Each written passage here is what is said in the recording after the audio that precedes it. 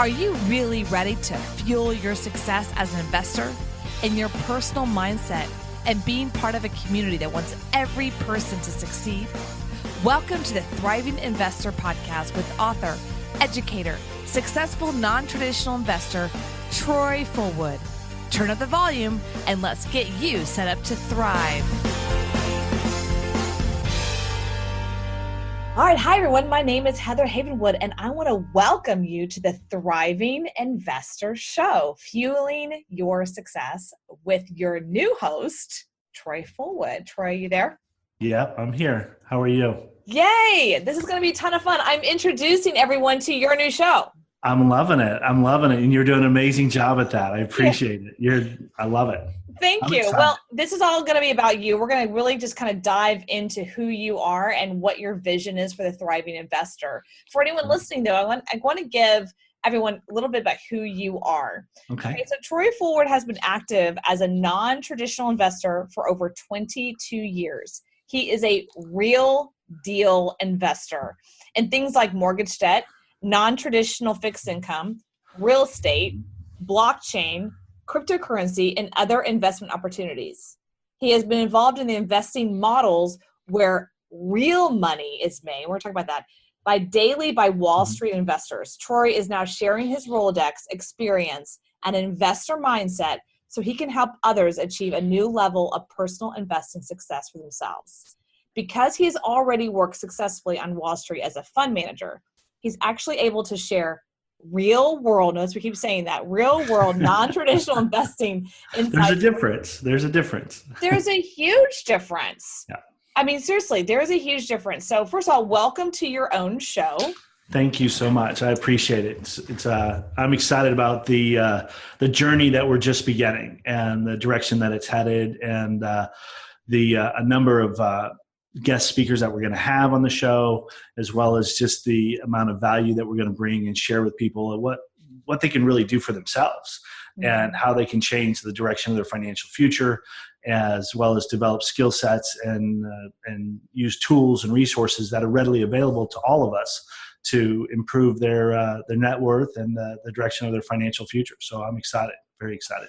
Well, people should be excited because it's very rare that someone who's doing, again, I use the word real money, real investing, mortgage notes, non-traditional. We're going to be talking a lot about that today, exactly your vision and how you got here. But It's very rare someone like you comes from behind the curtain to share, because why? Why would they? And we're going to go into that. But before I let you know that everyone know the Thriving Investor Show, fueling your success. So go ahead and subscribe now. Literally, go ahead and subscribe now to join Troy and his guests every week as they'll be discussing and sharing their non-traditional investments, including buying fixed income, which we're going to go into talk about that, blockchain, crypto, and so much more. Okay, so some people have called you from landscaper to Wall Street guy. Right. Let's talk about that. Where did you get started? Were you one of those kids where the parents was giving you the Wall Street Journal when you were 10 and teaching you all this stuff? How did you get started? The answer to that question is no, but they were readily available. And I say that because I grew up in a family where we had 9 different corporations. In other words, my aunts, uncles, mom, dad, grandparents, they all were business owners. And so the family gatherings, the Thanksgivings, the Christmases, birthdays, holidays, and all that, oftentimes we would sit around and talk about business and what each of us were doing in business. They were all in different industries, everything from shipping and receiving to trucking to accounting to my grandfather owned a bank, the office supply stores, construction. There were just so many different businesses. And so I grew up in that environment. And that led me to start my own landscaping company when I was 17 years old and still in high school. And it started because I came home one day complaining. I was working at a restaurant. I was a cook, and I started as a dishwasher, then became a prep cook, and then a line cook. And by all intents and purposes, it was a great high school job. And I made really good money. I had 9 raises in 2 years. And they treated me very, very well. But I come home and I was complaining one day to my mom, and she's not a real good listener when it comes to complaining. Let's put it that way. And so that's a good mom right there. Yeah, she's like, well, I appreciate where you're coming from, but you have to change it. I mean, you have to go do something. And she goes, why don't you go mow yards? And you like doing it. And it was something that I did for a couple of my neighbors and my grandparents and stuff through junior high and high school, and made some extra money. And I said, that's a great idea. I'll jump into that space. And lo and behold, I did. And about 2 months into it, a friend of our family, a family friend is the best way to put it. She was a realtor and still is. It's kind of amazing all these years later. She still is a realtor. And she found out I was doing mowing lawns. And she said, hey, can you come over here and work for our agency and clean up these houses? And I said, well, sure, I'll do that. And she says, we're going to pay you between $300 and $500 a house to clean up these yards. And little did I know that at the time, and looking back on it, it makes a lot more sense, but we were RTC days. So this is during the crisis, the savings and loan crisis back in the day. And here I am, 17 years old, cleaning up anywhere between about 5 to 8 homes a week, going to school, and then doing this after school and on weekends.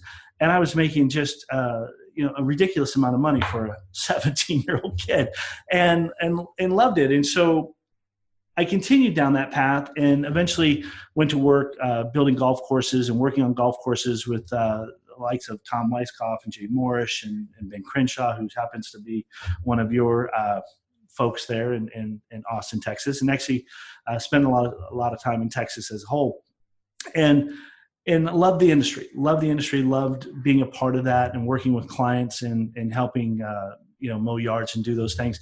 But then this gentleman crossed my path one day, and he was an attorney. Now, the thing about attorneys is I'm not a big fan of attorneys. I'm sorry if there's attorneys out there listening, but not necessarily a big fan of them. Me neither, so it's fine. I've gotten to be friends with a lot of attorneys, which is kind of amazing as well. And I have a huge amount of respect for them. But at the time, this one gentleman crossed my path, and I said, so what do you do? And so he was telling me what he did. He says, but I'm really passionate about this investing that I do. And he was doing non-traditional mortgage investing. I said, well, will you teach this to me? He says, absolutely, I'll teach it to you. And within 60 days, I had a really good idea what the industry was about, and ultimately went into wholesaling and buying notes. And now, mind you, this is at a time, this 22 years ago, this is at a time we didn't have the internet. Like, we couldn't do these amazing, podcasts and these videos and things like that. We had old school stuff. Like, right. If you wanted to do marketing, you had to put an ad in the newspaper. And that was like your core source of marketing. And therefore I started finding deals and working deals, and ran into another gentleman who had 700 loans that he had created. And he asked me if I would help him sell them. And that opened up a door that was, by all intents and purposes, unforeseen. I had no idea what I was walking into. And it was complete faith that I walked through this and met him and started building a business around that. And I was immediately introduced to major companies in the industry, mm-hmm. who basically took me under their wings and said, we like your style. We like what you're doing. And, you're bringing us deals. We're making money. You're making money. Let's keep this going. And I found out that several years into it, that the industry was changing, and got into the distressed asset side of the business. And we ended up at that point in time, wholesaling out a deal or brokering a deal, about $8 million deal that we did for $2 million. And because of what we did and the goals behind it and the investor group that came to the table, it caught the attention of Wall Street. And Wall Street asked me to come and build out a model for the distressed asset industry, first lien, non-performing mortgage sector. And I did. I built out a model, and we capitalized it with a Wall Street hedge fund, and became a fund manager at that time, and started buying up distressed assets at the beginning of the last downturn in the economy. So the last recession. Oh, wow. And it was almost like we had a crystal ball and into what was going to happen. And you could see kind of the writing on the wall. You could see the characteristics of the industry. You could see where the stress points were in the industry, where the fractures were happening, what type of behavior was taking place. And so you could see it. It was all around all of us. And because we built a model that was about home preservation, and it was a socially responsible model, Wall Street, although at the time it wasn't necessarily something that they were looking for, but they embraced it because now it became a reputational risk issue for Wall Street. So there's like, okay, let's be the good guys and embrace this model and start helping people save homes. Now, depending upon what kind of experience you've had or had during that period of time, you may agree or disagree with that with that as a whole, depending on what side of the coin you're on. But the great thing about it was, since then, it became a model that became perfected, and a lot of other people have used it to help save home ownership and preserve homes. And that's been the exciting part, because it wasn't something that I planned. It wasn't, and people say, well, what was your plan? Like, did you have this great vision? Did you have this great business model? And I would like to sit here and say, you know what, I was brilliant. I had all of this planned out. This was perfect. I knew this from age of 15 that this was going to happen. But that would be a flat out lie. That's not what happened. It was simply a matter of doing the right thing all the way down the line and creating a solid reputation with every deal that I did, that it continued to open more and more doors to people and to places that I had never envisioned. And honestly, it took time for me to mature as an investor, to be even on Wall Street, to understand what their goals were, what their objectives were, what their fiduciary responsibilities were to their investors. And once I got to that level, they opened the door and allowed me into, for lack of better words, the boardroom. And yeah, I think that one of the things that people might be listening for is like, wow, this guy's really impressive. But how in the world can I learn from him? And how in the world, I mean, I don't have that kind of experience or maybe big money, because I think there's a lot of correlation to, once you move into Wall Street, it's big money. It is. Right. Yeah. Right. It is. But I think that a lot of things as people listen to, like, well, his story is fascinating and brilliant. How can I, listening to this show and what you're going to bring to the table, how can others step into non-traditional? And I love when you and I were talking in the green room about something that you brought up about Kiyosaki. And I kind of wanted people to share that, because it was such a great insight into your mindset. Well, Kiyosaki's been heard saying that that there are more millionaires from real estate than any other industry. And that's not true. That's not true at all. And there are actually more millionaires from debt than there are real estate. And what I mean by that is, if you look around and you see the model of the banks and the institutions, meaning hedge funds, private equity funds, REITs, things of that nature, the really wealthy ones, the ones that are really, accelerated returns and stuff, they're all investing in debt, whether that's credit card debt, student loan debt, mortgage debt, first lien, second lien, residential, commercial. Those are just a few aspects of debt as a whole. And banks and institutions, if you look around, banks, they don't invest in real estate. They invest in you and me owning the real estate and being landlords and fixing tenants or fixing toilets and dealing with tenants. They'll invest in that, meaning that they'll lend us money for us to go out and work our magic and clean up a property and find a tenant. But that's as far as they go. And therefore, they're just collecting the payment. You're doing all the work.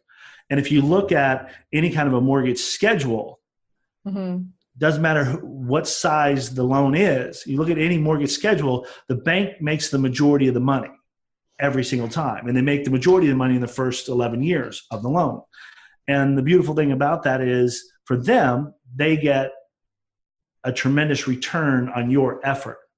So as I sat there and I looked at that model, I'm like, wait a minute, and back to what Kiyosaki said, there are more millionaires made from real estate than there are anything else. That's not true. Once again, there's more millionaires made from owning debt than anything else. And you look around, even the major corporations on Wall Street, people often think, that's a B of A building, that's a Goldman Sachs building, that's a Morgan Stanley building. They own those buildings. No, they don't. Okay, and they don't own them for a reason, because they'd rather just lease that, take that revenue, take that money and go buy debt, which actually creates a bigger return than actually owning that building at the end of the day. Even with appreciated equity and things like that, tax deductions and all those other things, they don't own those buildings. Now, the people that do own those buildings are pretty happy having those types of tenants in there because they're grade A tenants. They're solid tenants. They're going to pay their bills, and it's pretty, for lack of better words, turnkey. But at the end of the day, the funds and the organizations and stuff, they don't own the real estate that they're in. They may own a few offices here and there, but that's not the makeup of their entire portfolio. Even McDonald's, take for instance, McDonald's is, people look at it as a burger joint, as in buying burgers and stuff like that. It's a real estate company. It's a real estate company. But here's the key to the real estate company. The real estate that they own is the dirt that the building sits on. So they own the dirt, but they lease the dirt back to the franchise owner, franchisee or franchisor. Yeah. So they own real estate, but they own the dirt part of it. And I'm sure they own a few buildings along the way. And that's great. It's just another model. It's just another way. Now, you asked the question, Heather, like how can what I would call street level investors or the average person get involved in these types of things? Well, there's a couple of ways you can do that. And you can invest in, say, buying a simple way to invest. A really very simple way to invest in it is to buy, say, a performing first lien residential note. Now, people may be living in a neighborhood and they're like, man, all the mortgages in my neighborhood are $500,000 mortgages. I don't have $500,000 to buy my neighbor's mortgage. Well, that's okay. The beautiful thing about this country is that the economic aspects of the country vary from zip code to zip code across the country. So I got a call yesterday from a gentleman who had $20,000. He's like, Troy, I got $20,000. Do you happen to have a note that you would sell to me? I said, well, I'll look at my portfolio, but he could also look in his own, area or backyard, and he'll find things like seller financed first lien notes for sale in his own backyard. You can find them at RIAs. You can find houses that are being sold with seller financing on Craigslist and things of that nature, where you can actually just go and you can invest your money and ultimately start establishing an above average return. Now, what I consider to be above, I consider the average on Wall Street's about 3%. The average in CDs is about 1.2%. So anything above that is going to be an above average return. I see them in the double digits as well, but I'm not here to promise returns. I'm just wanting a quick. You're showing non-traditional. What's average and non-traditional? So people listening might be saying, what do you mean by, Tori, when you said multimillionaires are not in real estate? They are in debt, right? Because some people are like, what do you mean? What do you mean by they buy debt? So let's just kind of go down that road for a second so people can understand what non-traditional buying debt looks like. Well, like non-traditional buying of debt is things like credit card debt, student loan debt, gym memberships. You even have what they call distressed debt, which is charged off credit cards, charged off auto loans. Auto loans is a debt. Airplane paper is a debt. Boat paper is a debt. Mortgages are debt. That's just to name a few. And what ultimately happens is, in kind of the way the financial funnel works, is people go to work at their 40-hour-a-week job. They are talked into or convinced or have an opportunity to invest in like a 401k at their job. And it's usually a very good investment in regards to options, but it's a great starting point. It's not a great finishing point at the end of the day. What I mean by that is, anytime you have that chance and the employer can invest with you, that just enhances your overall returns and your benefits there. But what that money goes into a 401k, then that goes to a hedge fund manager who takes that $1 million and they pay that 401k, say a 4, 5, 6, 7% return. But then they go over here and they'll go buy, say, distressed debt on mortgages, or they'll go buy, say, credit card debt, which credit card debt we all know is what, 16%, 17%, 18% on an average. 23%, yeah. Exactly. So they'll go take that $1 million and go over here and buy $1 million portfolio, or they'll buy it at a discount, which increases their overall return. And then they'll get the lion's share of that money, but they're using your money to make that money. Right. They're using, say, 16% on a credit card that someone I'm paying into. Sure. They get a percentage of that on top of the percentage of the debt. Right. Okay. Right. So does Visa and MasterCard sell that? Or, I mean, people probably thinking, how in the world do I find, and I'm not trying to make this a teaching moment, but I really do want people to open their brains that the only way to invest is not put your money into a mutual fund and put your money into buying houses. I think there's other ways I want people to stretch their brain. That's what Thriving Investor is all about. Absolutely. So to give you an idea, China purchases $2 billion a day in U.S. credit card debt. China. Just one country. China owns our debt. China owns our debt. So, and they do it because the cost of capital over in China, or their typical returns in China, are like 1%, 1.5% returns. So when they look at U.S. credit card debt, and the beautiful thing about Americans is we love debt. We're really good payers on debt. We're very poor at saving money, but we're really good at racking up debt. And we're really good payers on it. Even in the crisis of 2008, when you look at the numbers of it, there was the maximum percentage of foreclosures was right around 9.1%. So you still have 90.8% of the entire housing mortgage market, which is it's about a $9.5 trillion industry, $1 trillion.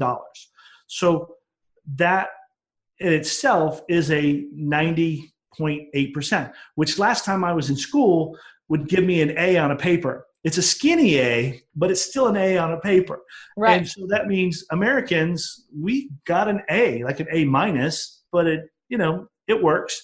And so we still managed through that time very well. The point being is that Americans are a great bet to foreign investors and even U.S. investors in paying their debt. No matter what the bankruptcy charts say, no matter what the foreclosure charts say, that's a very small fraction of the overall big picture. Right. At the end of the day, I mean, you're talking single digits typically as a whole. And so the beautiful thing about that is investing in debt, as well as other types of investments like non-traditional, like cryptocurrency and blockchain, are opportunities where people can take a very small amount of money. They can test the waters. Their money is controlled by them, which is a good thing. And I'm a big fan of people taking charge of their financial future. Like my mother said, when I came home complaining about, being a cook and being cut up and getting burned, she's like, you have to take control of this. Whatever that looks like, you have to do that. And she did plant the seed and say, why don't you go mow yards, which I was more than happy to embrace because it was something that I understood. But the point being is I had to be in charge of my own future. And And I believe that that's imperative for people in order to grow their financial future at the end of the day. In other words, I'm not anti-Wall Street. That's not what I'm saying. What I'm saying is be responsible for your own investments. Learn how to invest. And it's not really that difficult to learn how to invest in non-traditional type investments as a whole. We've all been taught the traditional way. In other words, give your money to the 401k, give your money to a CD, go over here and buy a bond, or go over here and buy stock, or here's some gold over here, or here's a hot lead on a stock certificate or something like that. And there's nothing wrong with any of those investments. There's nothing wrong with them at all. My grandparents and parents have done those investments for years. But my investments outpace their investments year in and year out, and I have 100% control over my investments. Because you are taking your money and putting into non-traditional investments like buying debt, blockchain. Let's talk a little bit about that, because you and I talked about in the green room your new focus and passion for blockchain. And let me share with you a little bit. I think where it's a really good point is that I was on a phone call today with a traditional financial advisor is the only way I can say that. No, that's great. I love them. It's great. Yeah. And I said to him, by the way, I'm in meaning to ask you, is your firm, your very large firm, are you guys, trading crypto, blockchain? Can I buy that through you guys? And I was expecting no, because I knew that a lot of the big companies aren't doing that. Sure. But his response of the no was even more fascinating to me. He kind of giggled. He was like, I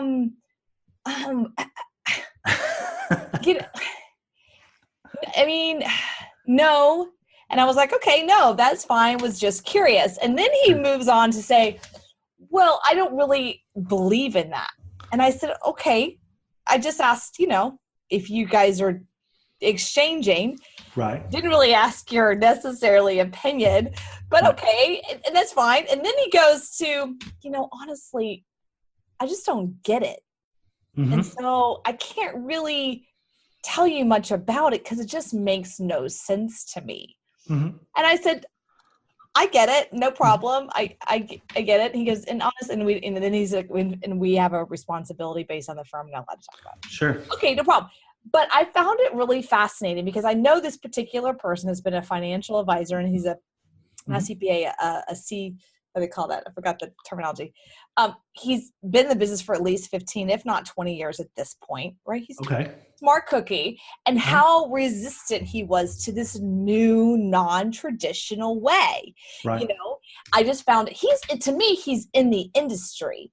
Right. So someone who myself is not in the industry, and I'm fascinated. And then you and I had a great conversation. So I kind of wanted you to open the door of your own mindset of blockchain and crypto and why you think it's cool or not. Why I think it's cool or not. Or great or not, or the future or not, because it is non-traditional. Like it's really non-traditional.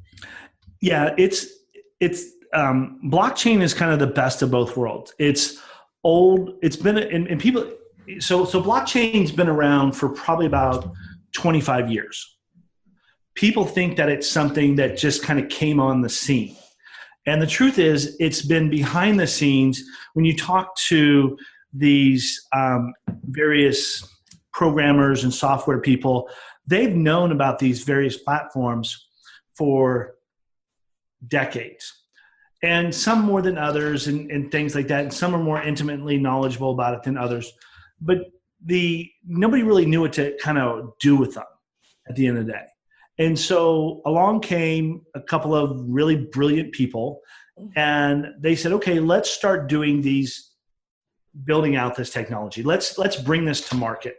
And so they kind of wrapped it in a bubble where Americans especially had gotten tired of the big brother syndrome. Yeah. And it's funny, we hate the big brother syndrome, but we post everything in the world on Facebook or Snapchat or any of these other things. So it's like, I don't want you to know my business, but here's my business. Right. Kind of thing. So very, very interesting model there. So it came on the scene as in, okay, here's a privacy model that you can make money with. And the blockchain it's a platform. I can't get into all the technology and the details on this particular call. And I'm going to have some great guest speakers coming on that are really going to deep dive into this space. But the simplicity of it is the blockchain is a platform in which to start building different technologies off of. It's kind of like, I look at it as blockchain is a Word doc. That's what it is. So any of us can open up our Microsoft Windows Word, and it's just a blank sheet of paper.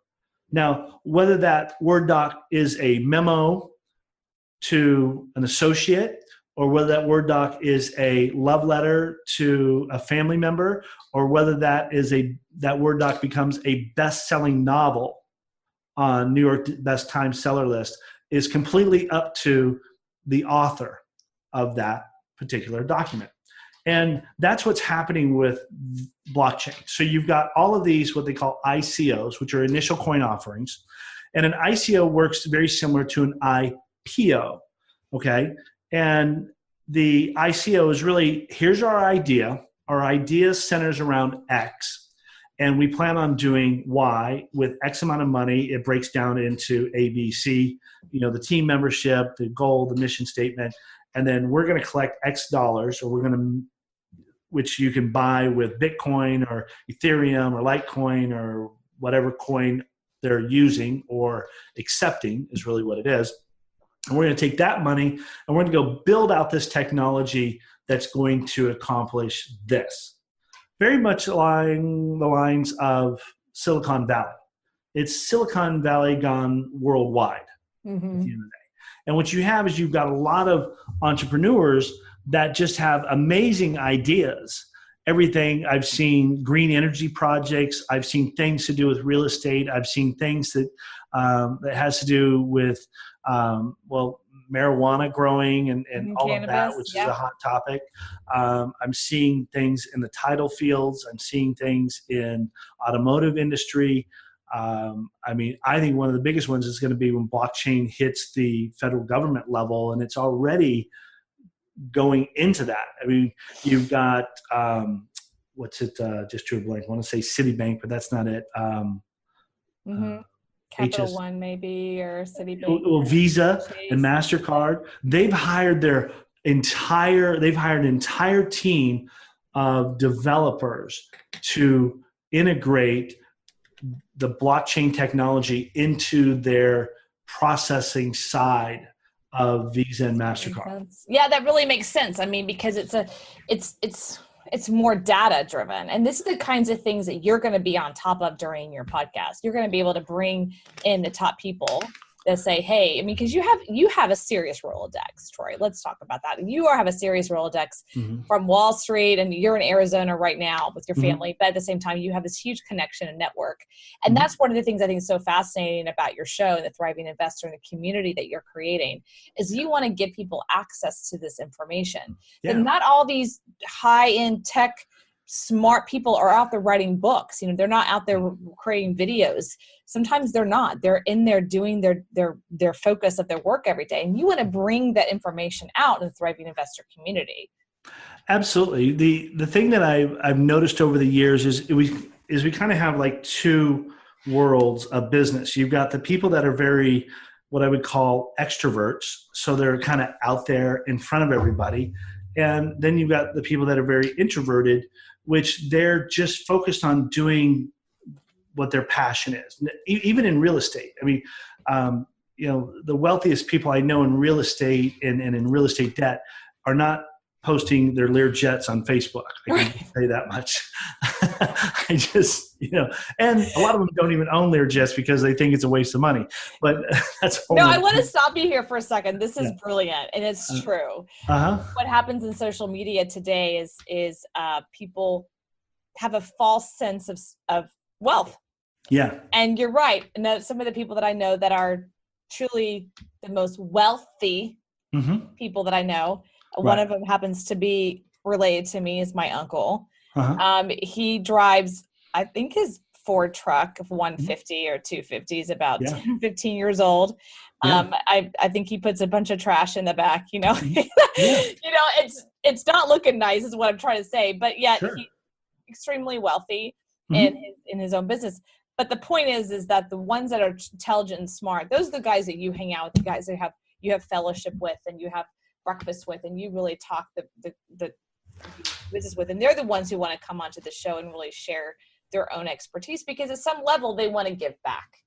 They do. And like a great friend of mine who is the vice president of the New York Stock Exchange. He oversees the options side of the exchange and was at the American Stock Exchange before they merged. Like when I talk to him, he's just a down to earth guy. He's brilliant. He's intelligent. Every time I go to New York, we have breakfast at the New York Stock Exchange, and oftentimes I'm there for the opening bell, and we'll walk around and we'll talk about what's going on. But you know what's amazing about him is he's just so humble. He's just down to earth. His hobby, this is his hobby on the weekends. His hobby is he goes out and he finds houses. He lives in Jersey, and he goes over and he finds houses that were destroyed by Hurricane Sandy, and he buys them, he fixes them up, and that's what keeps him busy. That he does that Friday, Saturdays, and Sundays. So he works all the time, but he drives around in a truck. That's his thing. And that's what he likes doing. And the beauty of it is that he's just passionate, and he's insightful, and he's full of wisdom, and he's very giving and caring person. And these are the types of people that I want to share with the world, and they want to be shared with the world. Like, they don't want to go through the effort of putting on a show and things like that, but they're more than willing to come and be a guest on a show, right, and share what they have and the insights. It's funny, when I go there, we'll talk about cryptocurrency. Like, hey, James, what do you think about the world cryptocurrency? He goes, oh, we're shorting it this week. I'm like, oh, we're shorting it this week, and we'll start talking about things of that nature. Same thing with the guys over at Goldman Sachs and up and down Wall Street. And that's the beauty of it. And these guys love, they're at a level in their career. And this is one of the things I wanted to share before we sign off here. What I've learned about people who are truly successful and who have spent years building and mastering their craft, when they get to a certain point in their career where they've accomplished the things that they want to accomplish, their level of success, whether that's they're worth 10 million or they're worth 100 million or they're worth $1 billion. All of that is relative to their objectives and their goals and their lifestyle. But once they accomplish that, then there's a sense of almost like a sense of emptiness. Like, they have to start like replenishing that and giving back and sharing and investing in others. And those are the people I love hanging out with, because the wisdom and the experience is out of this world. It's just out of this world. It's out of this world. Yeah. I mean, I think it's really important to get to know that once people get to a certain level and they've been driven and drive and focused so long, then at one point they're like, hey, I've done my goals, and now Maslow hierarchy of needs, right? The very top of Maslow hierarchy need is what? Giving back. It's a very natural thing to do for people who are truly successful. Yeah. Right? So I just love the fact that you're creating the Thriving Investor community about fueling your success. This is something that you've been wanting to do for a really long time. It has, and I think this is a huge process for you, that you're kind of birthing and opening the door to saying, hey, I'm not just about mortgage debt. I'm about all these other things that I've been, for yourself. It's your way of giving back. I mean, the Thriving Investor community is particularly your way of giving back. I know that because I talked to you privately in the green room, of like really getting to know your heart and where your passion is, because you believe that everyone should be able to take control of their finances, no matter where they came from, no matter how much they have now. Exactly. And it's very possible, because it's funny, because the information is readily available. It's oftentimes just kind of putting it together in a way that works for that person. And that's what our goal is going to be with this particular show, is that we're going to share tools and resources and things of that nature where people can start to, gain control of their finances. Not that they've lost control, but they can level up and create something, and as we say, fuel their success, whatever that is. And I talk to people all the time, and their success is $10,000 a month. And then I talk to some people, and their success is no less than $100,000 a month. And it's two different goals, but oftentimes can be accomplished with the same tools and resources. It's just a matter of effort and what they want to put into it. Yeah. Awesome. Well, I just want to encourage every single person to go ahead and subscribe right now to the Thriving Investor and Troy Fullwood, right? And check him out at thethriving.investor.com. Go ahead and say the URL again. It's the www.thethriving.investor.com. And what he's going to be having there over a period of time is creating a community such that you can start to have these conversations about Bitcoin and crypto or non-traditional investing, fixed income, mortgage debt, things that aren't always out there. Or if you see a video, you're not sure if it's actually valid. He's going to be able to bring that information right to you in the Thriving Investor. So check it out and make sure you subscribe here on iTunes, iHeart, Spotify, Google Play, wherever you're listening now. And again, check it out at thethriving.investor.com with Troy Fullwood. Thank you for listening and being a part of the Thriving Investor community. Please share this podcast with a friend or a business associate that you know, like you, is interested in learning from top mentors in the non-traditional investing, real estate, crypto, blockchain, buying debt, and so much more.